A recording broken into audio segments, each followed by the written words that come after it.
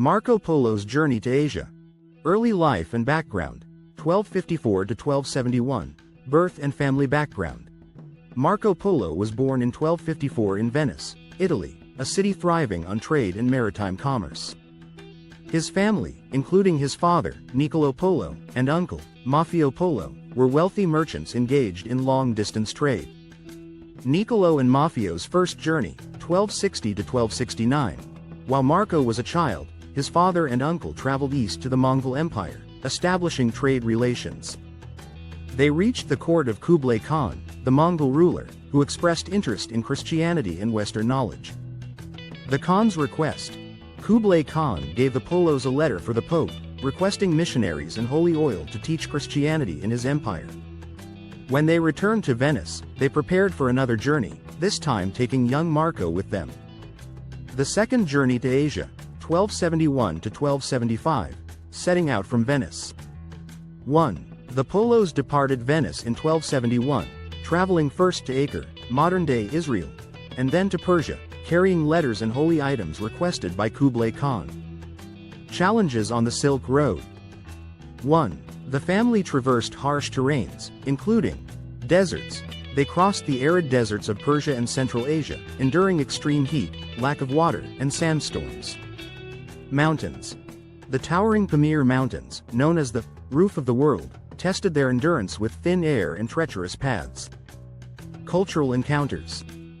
1. Along the way, Marco observed various cultures and religions, from Muslims in the Middle East to Buddhists and Zoroastrians in Persia. 2. He noted advanced irrigation systems in Persia and the bustling trade networks connecting Europe and Asia. Arrival in the Mongol Empire. 1. After nearly 4 years, the Polos reached the court of Kublai Khan in Chengdu, modern-day Inner Mongolia, in 1275. 2. Marco, only 21 years old, immediately impressed the Khan with his intelligence and adaptability. Marco Polo in China, 1275 to 1292, Kublai Khan's court.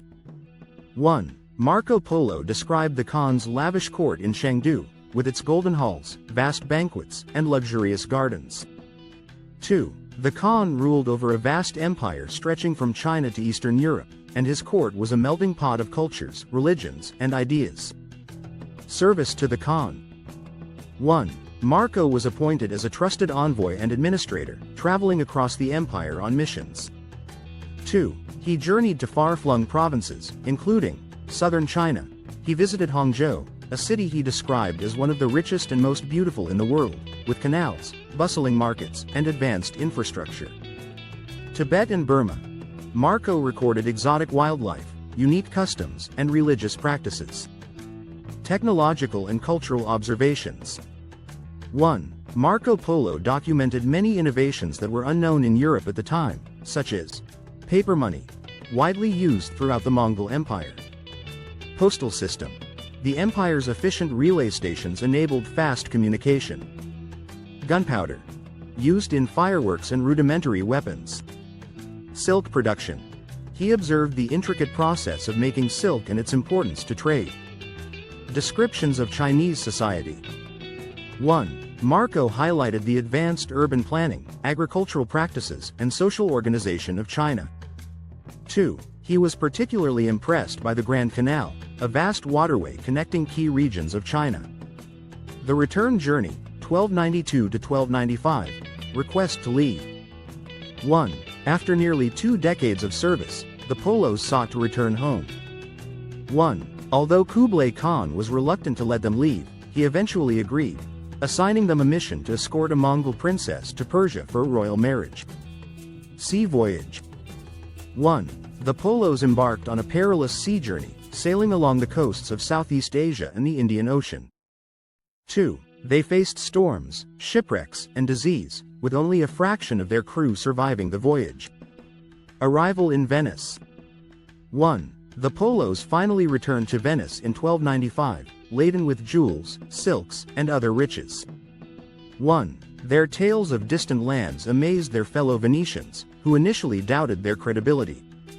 Writing of the travels of Marco Polo, 1298, imprisonment in Genoa. 1. In 1298, Marco was captured during a naval conflict between Venice and Genoa. 1.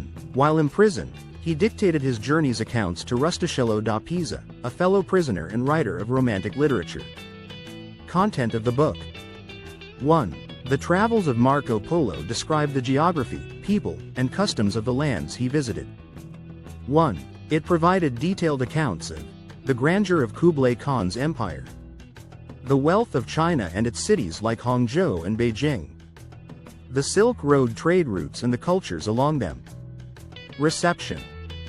1. The book became widely popular in Europe, though some dismissed it as fiction due to its fantastical descriptions.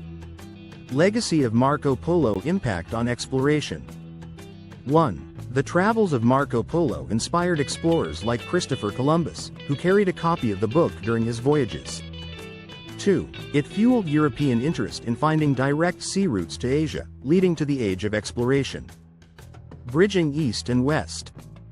1. Marco Polo's accounts introduced Europe to Asian cultures, technologies, and trade, fostering a greater understanding between civilizations. Controversy over authenticity. 1. Some historians question whether Marco Polo personally visited all the places he described, suggesting he may have relied on second-hand accounts. 2. However, many details in his book, such as descriptions of paper money and Chinese cities, have been validated by modern historians. Conclusion. Marco Polo's journey to Asia remains one of the most extraordinary adventures in history. His courage and curiosity bridged the gap between Europe and Asia, introducing new ideas, technologies, and cultures. Despite debates about the accuracy of his accounts, his legacy as a pioneer of exploration continues to inspire.